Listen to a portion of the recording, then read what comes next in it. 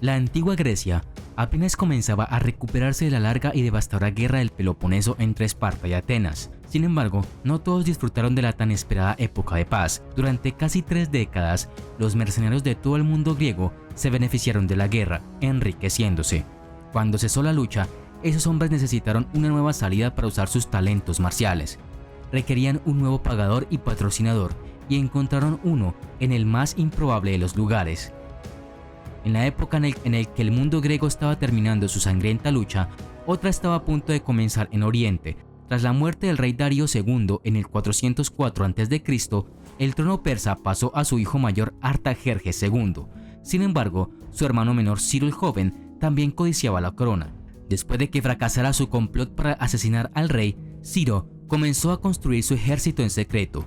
Consciente de que sus fuerzas eran insuficientes para enfrentarse a las fuerzas armadas reales, Ciro envió a sus hombres a reclutar soldados extranjeros. A pesar de siglos de rivalidad entre los persas y los griegos, Ciro admiraba la disciplina y la valentía de los hoplitas griegos, curtidos en la batalla. Tentados por las promesas de paga y aventura militar, los mercenarios griegos, alrededor de 10.000, de ahí el nombre, aceptaron la oferta de Ciro.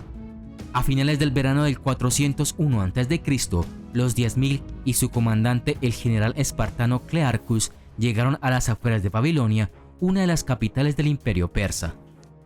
La batalla de Cunaxa fue un asunto sangriento y desordenado. Aunque ampliamente superados en número, los 10.000 demostraron su valor cargando y derrotando a los persas que los enfrentaban.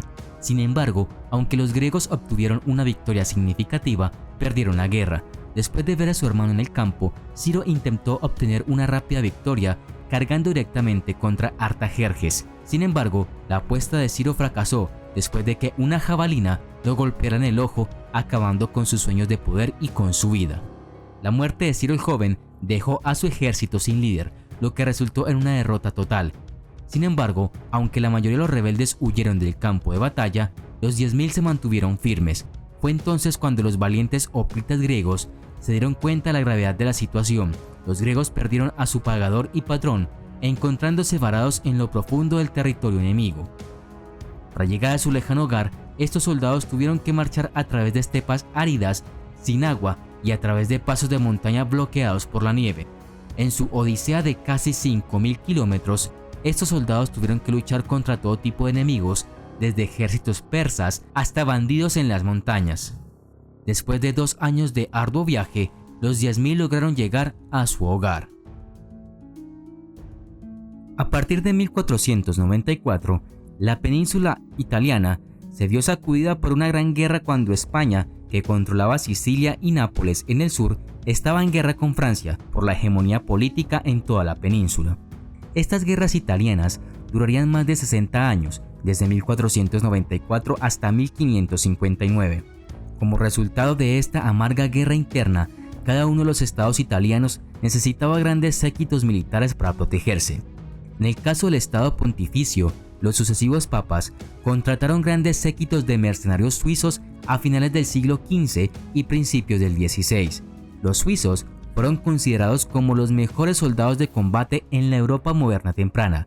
Durante el periodo medieval tardío, los cantones suizos, una serie de pequeñas ciudades-estados centradas en ciudades como Berna, Basilea y Zúrich, libraron con éxito guerras contra los emperadores del Sacro Imperio Romano Germánico de Alemania tras lograr su independencia.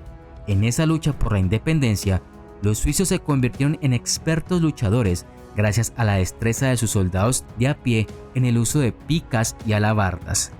Una vez que los cantones suizos aseguraron su independencia y las guerras terminaron a finales del siglo XIV, las decenas de miles de guerreros suizos que habían tomado las armas allí comenzaron a contratarse como fuerzas mercenarias para las principales potencias de Europa Occidental y Central. El Papa Sixto IV ya había contratado mercenarios suizos a finales de la década de 1470 y el Papa Alejandro VI los utilizó ampliamente en la década de 1490 cuando su hijo Cesare Borgia expandió agresivamente el estado pontificio hacia el norte.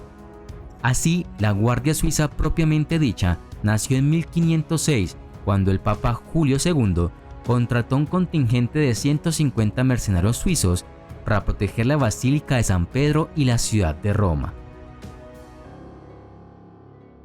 Durante la era vikinga, existió dentro del ejército del Imperio Bizantino una compañía de élite de mercenarios en su mayoría de Escandinavia. Este grupo era conocido como la Guardia Varega, un regimiento de guerreros reconocido por su lealtad despiadada y destreza militar. Atraídos por la riqueza y la gloria, estos eran vikingos que habían recorrido el largo camino a Constantinopla. En la lejana Constantinopla, el emperador bizantino necesitaba urgentemente ayuda. Basilio II se enfrentó a no menos de 3 retadores y apeló al gobernante Rus en busca de ayuda militar. Vladimir, el señor supremo de Holmgard Novgorod, era el gobernante de la Rus de Kiev. Este tenía bajo su servicio a 6.000 guerreros, con el cual había conquistado el reino. Estos hombres cambiaron el rumbo de la guerra de Basilio, y fue Basilio quien los nombró la Guardia Varega. Ninguna espada fue desenvainada contra él dentro del imperio. Deleitándose con su nueva protección, el emperador fundó una guardia personal imperial completamente disciplinada y despiadadamente leal. El regimiento de varegos vino a reemplazar a sus desleales socorristas griegos. Como guardaespaldas imperiales, los varegos se mantuvieron cerca del emperador, formando los varegos de la ciudad que custodiaban Constantinopla. Estaban de centinelas en las puertas de bronce del gran palacio y protegían las otras propiedades del emperador. En el campo de batalla lucharon como infantería de élite, generalmente en función defensiva. Los varegos a menudo se mantuvieron en la retaguardia de la línea de batalla en reserva hasta que el conflicto alcanzaba un punto crítico. Durante la Baja Edad Media, la serie de conflictos entre los reinos de Inglaterra y Francia se denominó la Guerra de los 100 Años. Comenzó con una disputa sobre quién debería gobernar el reino de Francia entre las casas reales de Plantagenet y la casa real francesa llamada Casa de Valois, hasta que se convirtió en una lucha de poder que involucró a facciones de Europa Occidental. En ese tiempo, las familias poderosas gobernaban países y luchaban entre sí por el poder y el control.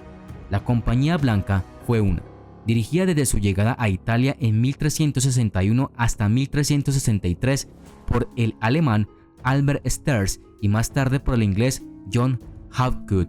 Fue gracias a él que la Compañía Blanca saltó a la fama sobre otras compañías mercenarias de Italia, trabajando y subastando sus servicios al mejor postor, independientemente del lado que estuviera.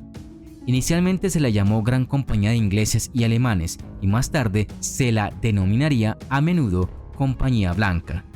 La banda estaba compuesta por caballeros de diferentes nacionalidades, alemanes, italianos y húngaros, pero en su mayoría veteranos ingleses y franceses, llamados colectivamente La Lanza. La Compañía Blanca normalmente lucharía a pie como piqueros, formando un muro de picas que ninguna caballería de carga podría sobrevivir. A lo largo de los años, el número de sus miembros varió desde 250 hasta 3.500. La Compañía Catalana fue una compañía de mercenarios dirigida por Roger de Flor a principios del siglo XIV y contratada por el emperador bizantino Andrónicos II para combatir el creciente poder de los beyliks de Anatolia.